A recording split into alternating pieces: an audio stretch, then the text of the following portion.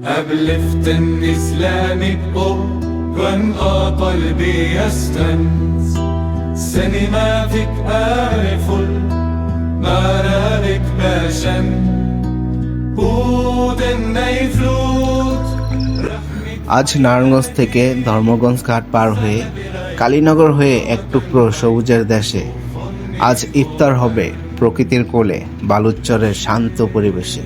চলুন যেতে থাকি।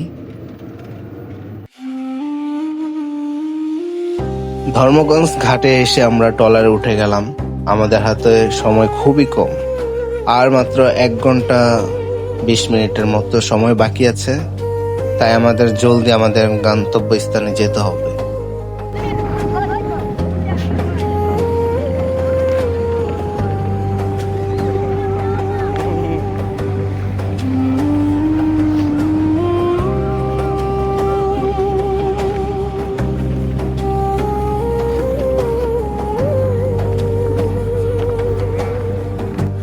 আমরা নদী পার হয়ে একটি মসজিদ পেলাম এবং সেখানে আমরা সালাত আদায় করলাম।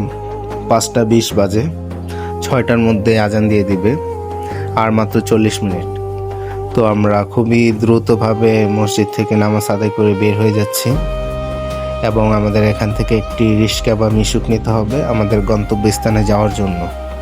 আর যেতে যেতে আমরা দেখাবো প্রকৃতির সুন্দর দৃশ্যগুলো, গ্রাম্য পরিবেশ, খোলা আকাশ, ঠান্ডা হিমেল হাওয়া, মনটা যেন শান্ত হয়ে যায়।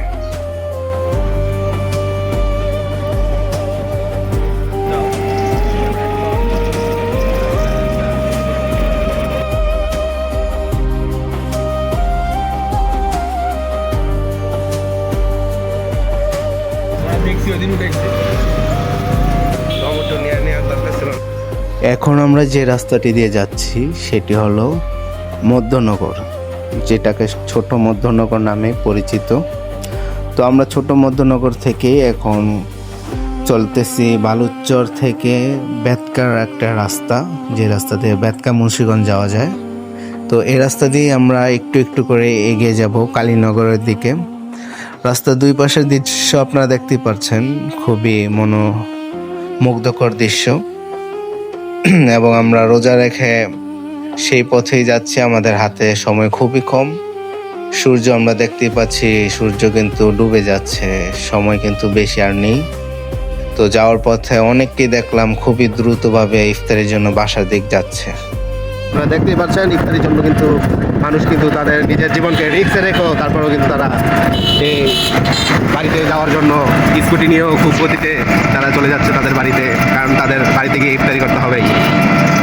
ইফতারির জন্য আপনারা দেখতেই পাচ্ছেন ঘরে কিভাবে যাচ্ছে মানুষ, তারপরও কি ইফতারি করতেই হবে। তরি তরকারি আছে, আমার মনে হয় সে সেহরির জন্য প্রস্তুতি নিয়েছে। রাস্তায় ইফতারি করে তারপরে বাসায় গিয়ে সেহরি করবে।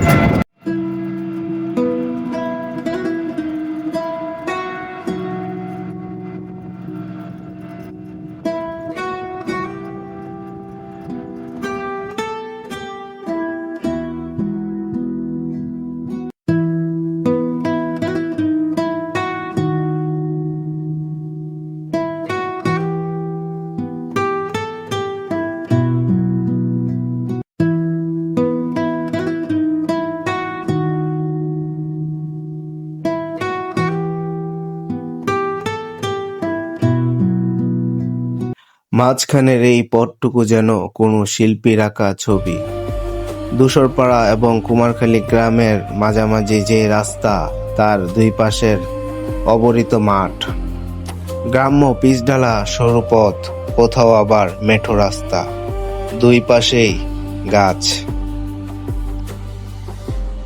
পথের দুপাশেই সারি সারি অনেক রকমের গাছপালাই আমরা দেখতে পাচ্ছি।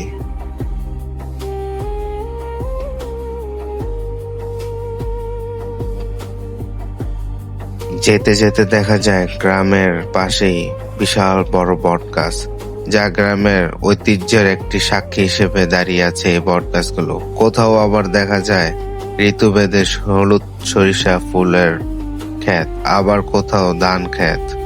সুন্দর একটি পরিবেশ।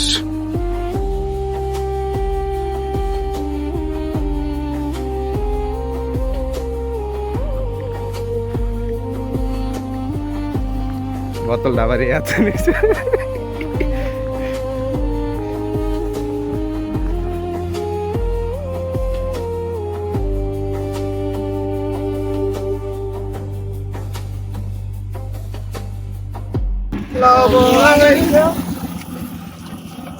পুরা চিল চিল মামা চিল। সামনে কিন্তু ইফতারের জন্য তারা যাচ্ছে। আমরা যাইতেছি দেখো, আমরা যদি আমাদের জায়গা কাঙ্ক্ষিত জায়গা না পাই তাহলে কিন্তু আমরা আহত হয়ে যাব, আফসোস আমরা থেকে কিন্তু যাবে। এখন আছি গাইস প্রজেক্টটা হলো গিয়া দোসরপাড়া প্লাস কুমারখালী গ্রাম, হ্যাঁ, দুইটার মাঝামাঝি। ইয়েস, এটা বালুচর দিয়ে আসা যায়, কালীনগরের দিক দিয়েও আসা যায়। আমি প্রজেক্টটা ম্যাপের মধ্যে দেখাবো। আর আমরা এখানে আসছি আজকে, একটু পরিবেশটা নিরিবিলি, আমরা এখানে বসে খোলা আকাশের নিচে ইফতারি করব এবং এখানেই নামাজ আদায় করব। পরিবেশটা দেখুন, অন্যরকম একটা সুন্দর পরিবেশ।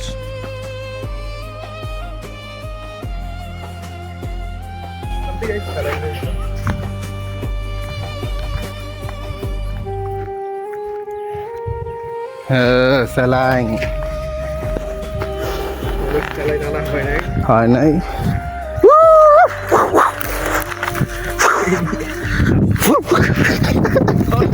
ধর ধর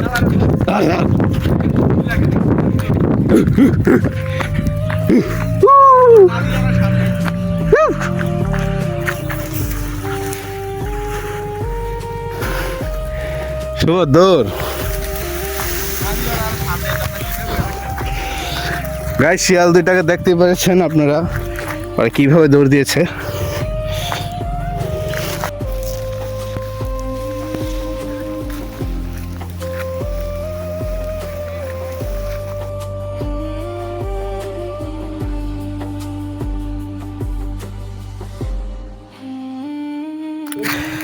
হাঁসের অনেক পছন্দ দেখা যায়। কোন শিয়াল খাইছে? এই মানুষ শিয়াল খেয়েছে নাকি সেটাই তো বুঝতে পারতেছি না। শহরের কোলাহল থেকে দূরে দোসরপাড়া আর কুমারখালীর মেঠো পথ ধরে প্রকৃতির খোঁজে বালুচরের খোলা হাওয়ায় ইফতারের এই মুহূর্তগুলো জীবনের সেরা সঞ্চয়। আজ মনে হচ্ছে জীবনের অন্যরকম।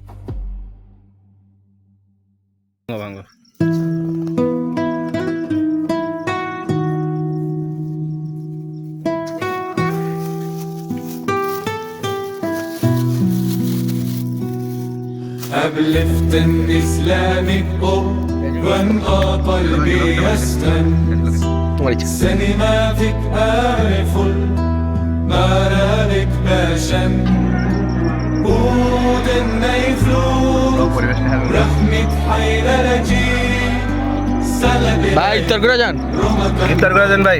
صوفني আপনাকে বাড়ি কই আনি। আচ্ছা,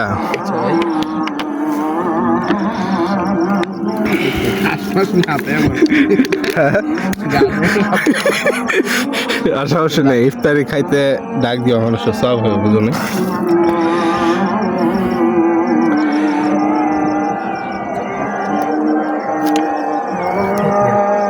স্যালানের তো এই পানি মজা লাগলো। হ্যাঁ, স্যালান নর্মাল স্যালান।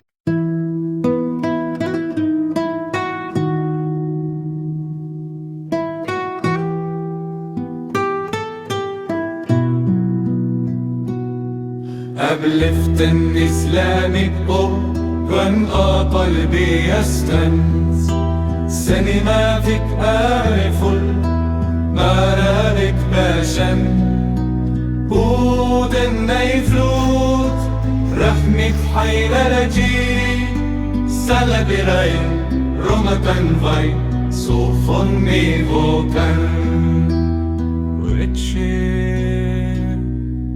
ريبال وانتهي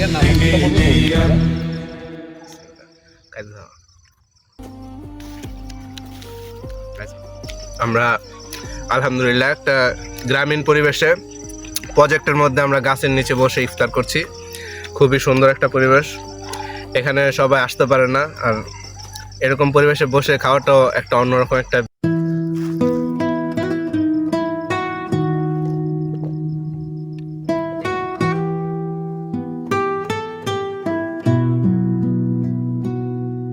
أبلفت إسلامك كن قلبي يستنس سينما فيك أعرفل ما رأيك باشن ودن يفلوت رحمك حيل رجي سلبرين رمتن في صوف ميفوكن ورتشي